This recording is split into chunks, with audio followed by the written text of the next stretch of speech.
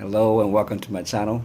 Once again, I just wanted to bring a piece of I suppose, an observation or some advice of things that I've observed. Something that I've observed being, I suppose, I speak a lot on business. I speak on life in general, to be honest.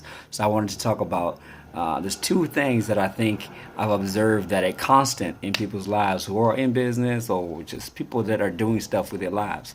This thing I found to be true is that first statement, everything that is attractive is always on the other side of discipline. That's the first statement. These two statements I'll elaborate on. The second statement is aloneness is inevitable if you want to get more out of your life.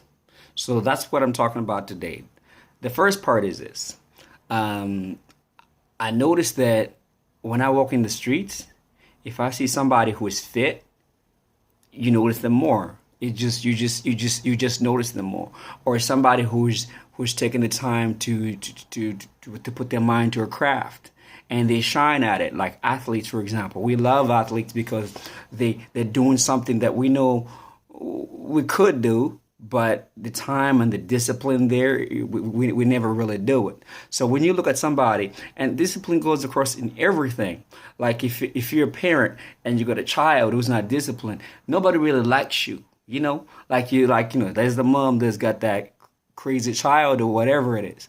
So everything that's really truly attractive is always on the other side of discipline. So like discipline is like the fundamental grinding wheel that produces better people.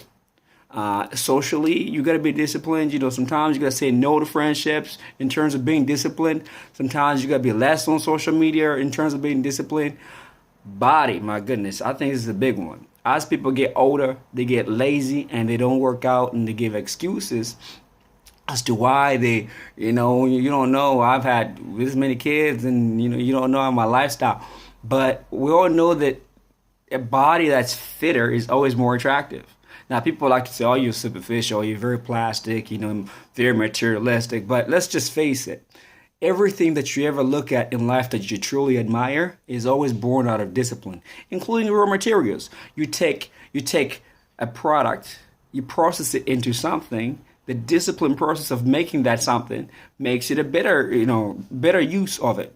Human beings, the ones who have taken the time to study, they teach us certain things we write. I mean, I read quite a lot. We get to learn something about life from that individual because they took the time to research. You research the laws of gravity and you tell it to the world. So that's a lesson in itself.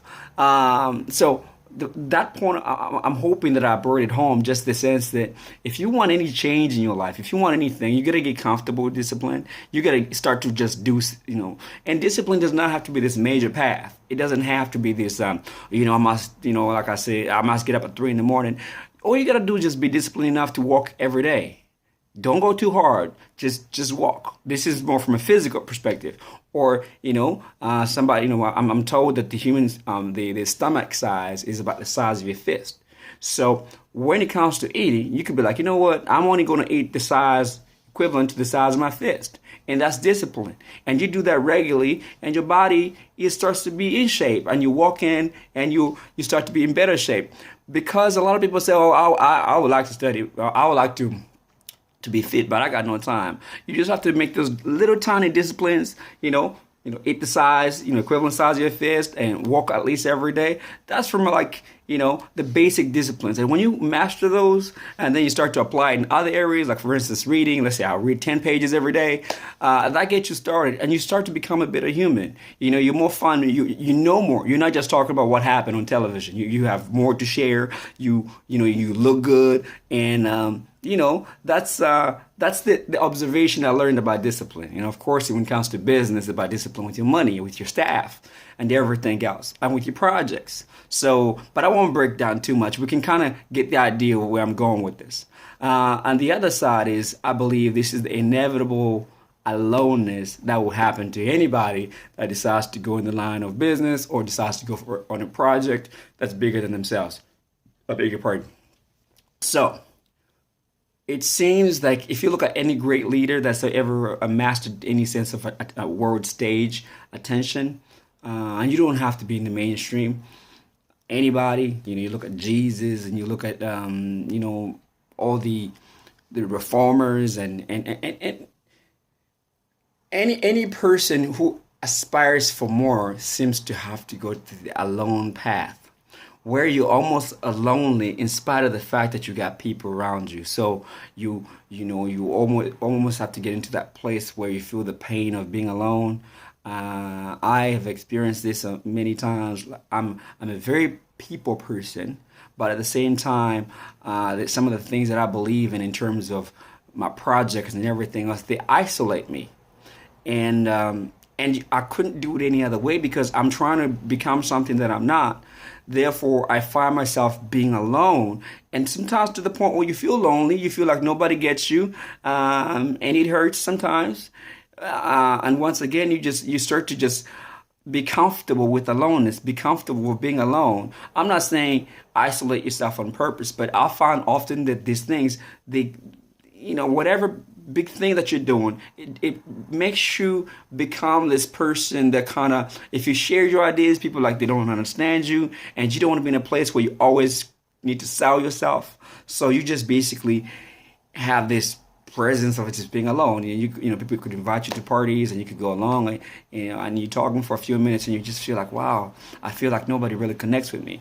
And that's for a time until you find like-minded people. And that's why it's important in terms of like-mindedness to hang with people that believe in what you're saying, or at least get you to a degree, because otherwise you become this odd person. So aloneness, I believe, is inevitable for anybody who wants to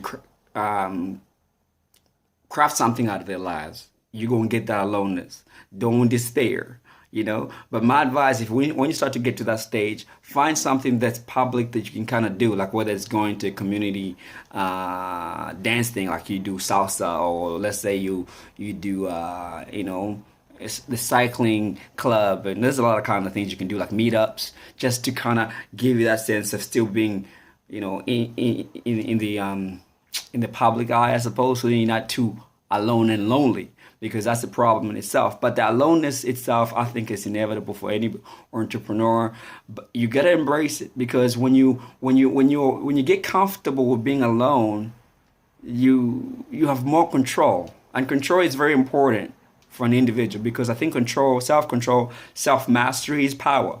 So I think that the inevitability of being alone, that's just going to happen to you. That's just going to happen to you. But you got to learn how to deal with it and find some things. Now, I want to hear some of your thoughts, comments. I really do, because these videos are just about getting the conversation started. If it's helped you, please enjoy, feedback, comments, everything else that goes with it. Thank you so much for your time. Appreciate it.